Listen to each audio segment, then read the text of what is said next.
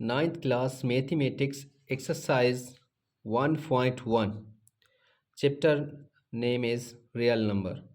मतलब ninth class के chapter 1 real number में एक्सरसाइज 1/1 में क्वेश्चन नंबर 2 को पढ़ा रहा हूँ।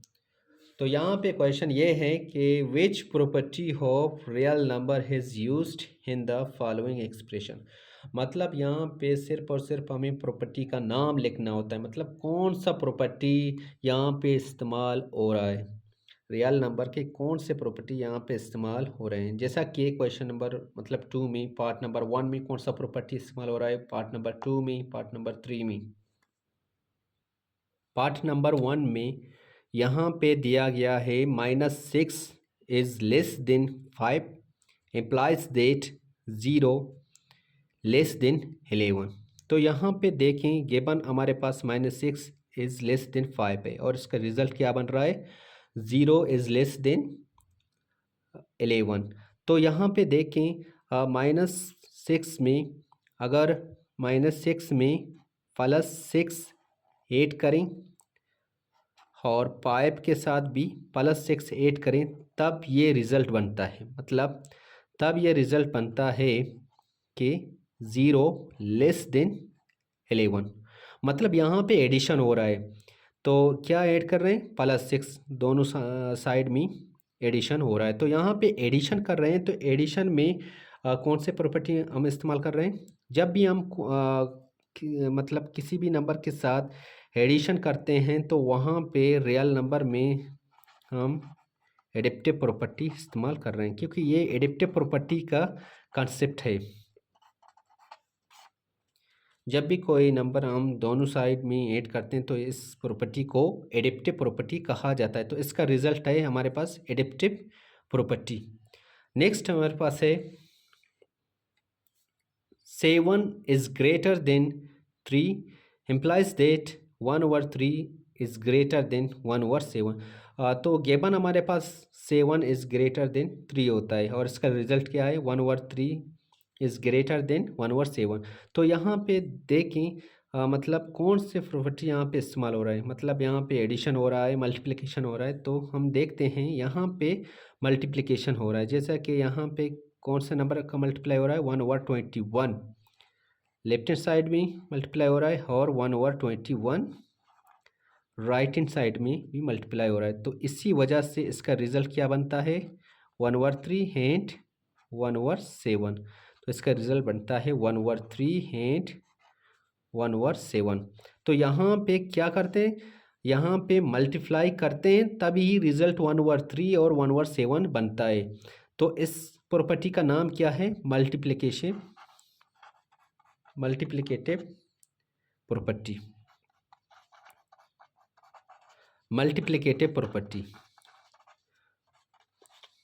मतलब यहाँ पे सिर्फ और सिर्फ हमें इसका नाम मतलब नेम लिखना होता है कि कौन सा प्रॉपर्टी इस्तेमाल हो रहा है। फर्स्ट वन में एडिप्टिव प्रॉपर्टी इस्तेमाल हो रहा था क्योंकि हमने एडिशन किया, तो सेकेंड में हमने मल्टीप्लाई किया, तो यहाँ पे क्या हो रहा है, मल्टीप्लिकेटिव प्रॉपर्टी इस्तेमाल हो रहा है। थर्ड में अगर देखें तो 8 is less than 10 implies that -24 is greater than -30। तो यहाँ पे देखें मतलब केवल हमारे पास 8 इज़ लेस देन 10 दिया गया है और इसका रिजल्ट क्या बन रहा है, -20 इज़ ग्रेटर देन -30। तो यहाँ पे देखिए मतलब इस क्वेश्चन के साथ हमने क्या किया है, जो रिजल्ट ये बन रहा है, एडिशन किया है या मल्टीप्लिकेशन किया है।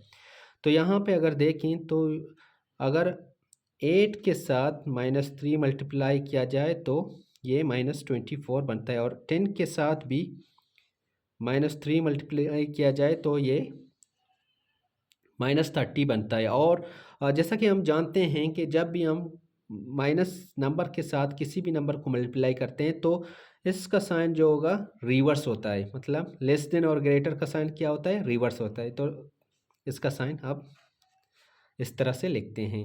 तो इसका रिजल्ट क्या बनता है, -24 इज़ ग्रेटर देन -30। तो मतलब ये जो हमने चेक किया तो यहाँ पे हम मल्टीप्लाई कर रहे हैं, तो यहाँ पे मल्टीप्लाई कर रहे हैं तो ये हमारे पास कौन सा प्रॉपर्टी इस्तेमाल यहाँ पे हो रहा है, मल्टीप्लिकेटिव प्रॉपर्टी इस्तेमाल हो रहा है।